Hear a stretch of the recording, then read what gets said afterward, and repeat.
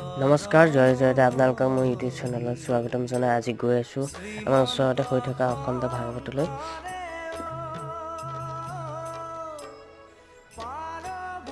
আজি কি হয় তাত দেখুৱাই যাব ব'লক।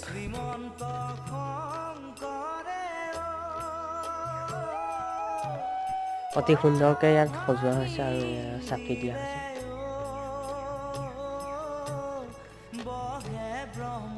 আৰু এয়া ঢুলীয়া গাঁও বৰনামঘৰ অবিৰত ভাগৱত পাঠ হৈ আছে। ইয়াতে আমি চাকি তাকি দিলোঁ আৰু